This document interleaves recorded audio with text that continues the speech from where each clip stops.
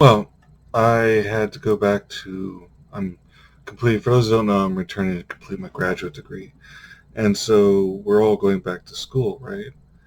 And they've developed a spit test to determine if you've had corona, or if you don't.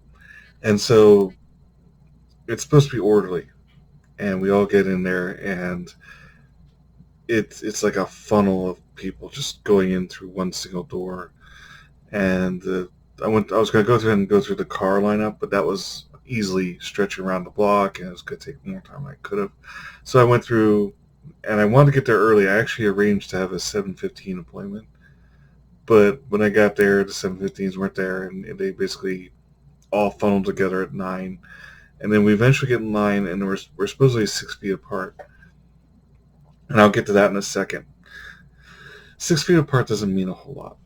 And so we're in line, and I'm looking around at everybody, and I'm thinking with my big brain, I'm like, wow, just based on the data that's out there, just, kind of looking at it and going, I realized where 5% of the people going through this process are either A, going to be affected by COVID-19, or B, affect someone they know by COVID-19. And that those effects may be death, or if they survive, lifelong injury, or just a crappy time.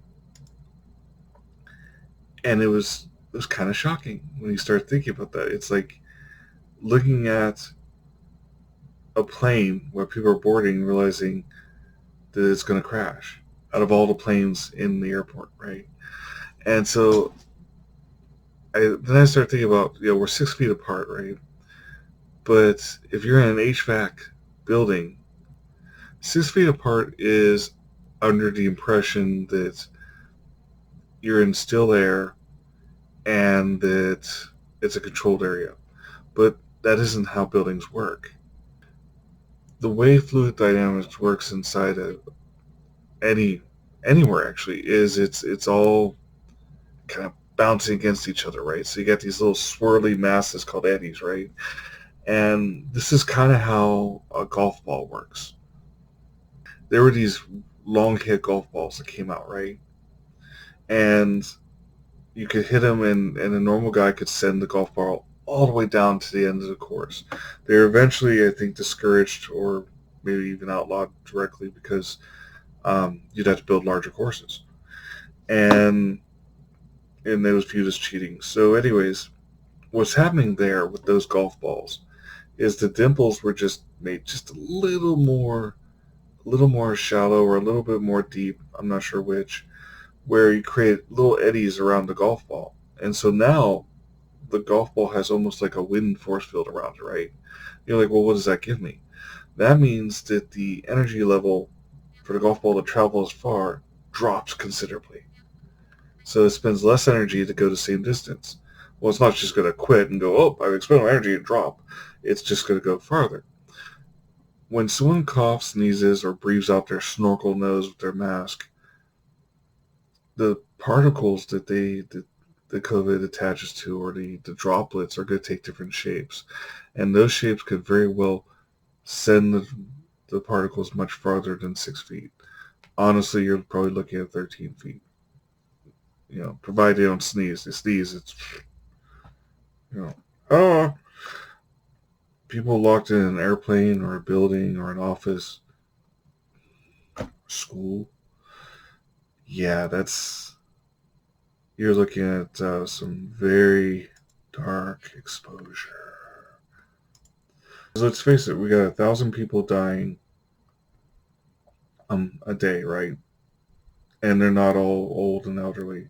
There's been a lot of the younger generation, middle generation, and even infants. And so by the time we hit election, we are probably looking at 250,000 easy, unless something is done.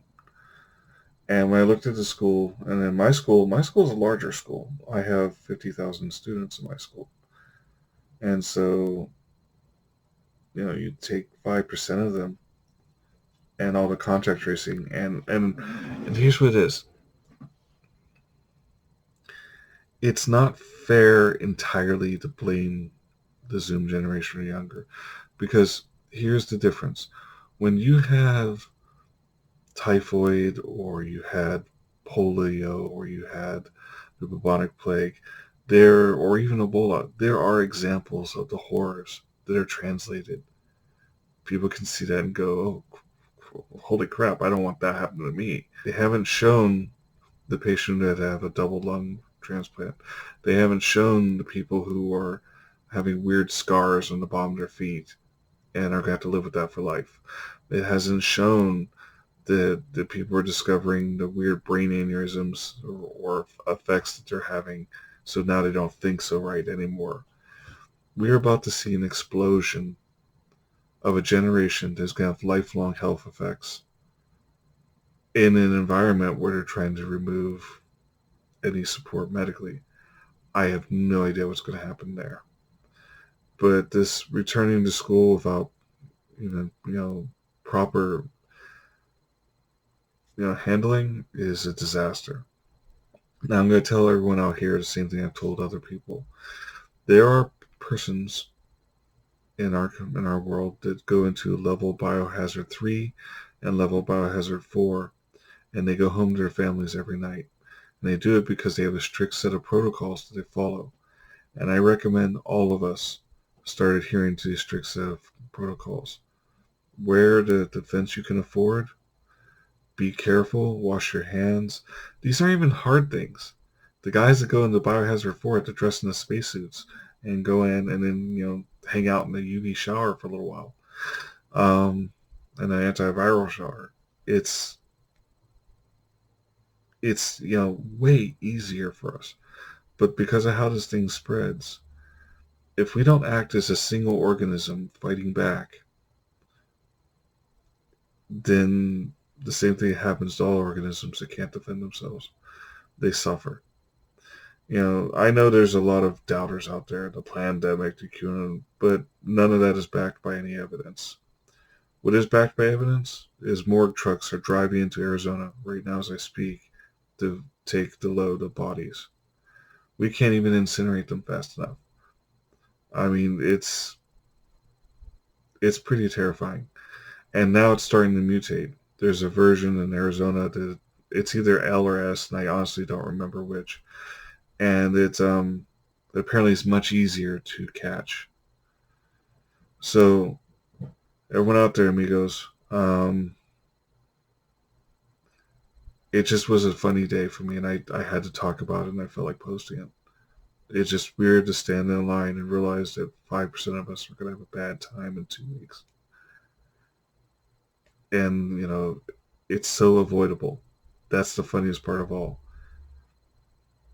There was a time when seatbelts were considered a problem. And in fact, automakers campaigned against them. It wasn't until a book called Unsafe at Any Speed came out and it rationalized out why seatbelts were important.